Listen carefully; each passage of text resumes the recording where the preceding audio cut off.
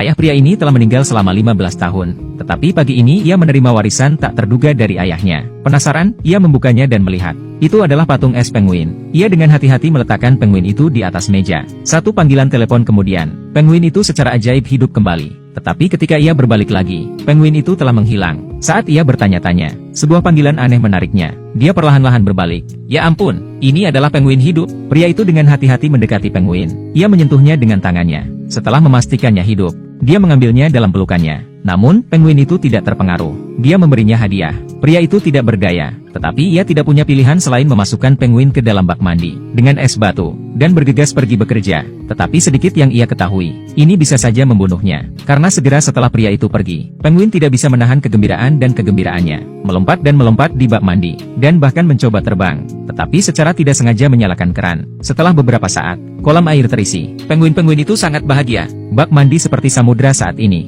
Dia berenang di dalamnya. Di malam hari, Mike si pria pulang dari kerja. Ia hendak pergi ke toilet untuk memeriksa penguin itu. Dan ketika ia membuka pintu,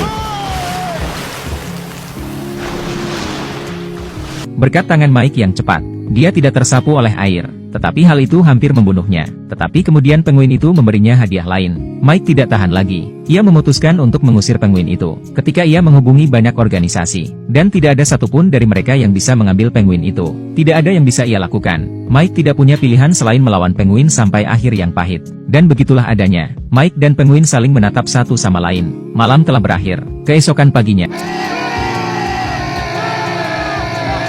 jam alarm penguin membangunkan Mike. Mike tidak tahan lagi. Ia melemparkan penguin itu tepat di luar pintu. Penguin itu tampaknya telah melekat pada Mike. Ia tidak ingin pergi. Jadi Mike melemparkan air dari vas ke lantai, mengambil penguin. Selamat tinggal. Mike senang bisa menyingkirkan penguin itu. Tetapi ia dihentikan oleh seorang penjaga keamanan tepat saat ia keluar dari lift. Petugas keamanan yang baik hati membantu Mike menemukan penguin itu. Mike segera menyangkalnya. Tetapi semua buktinya ada di sana. Mike tidak punya pilihan selain membawa penguin itu pergi. Untuk menjaga rahasia penjaga keamanan, dia juga membayar petugas keamanan untuk tutup mulut. Itu adalah sebuah kerugian. Penguin itu tidak dikirim pergi dan dia kehilangan uang. Tetapi kemudian ada kejutan. Seekor penguin mematahkan hati Mike. Kemudian 5 lagi datang. Penguin baru tidak malu-malu. Beberapa datang mencari makanan mereka sendiri. Beberapa pergi untuk berendam di toilet terlebih dahulu. Kelompok penguin ini sangat pandai memecah rumah. Berhadapan dengan penguin-penguin ini, Mike mengalami kesulitan. Dan saat itulah, mantan istri Mike sedang berkunjung bersama anak-anaknya. Yang mengejutkan, anak-anak sangat menyukai penguin. Hal ini membuat anak-anak dan Mike semakin dekat.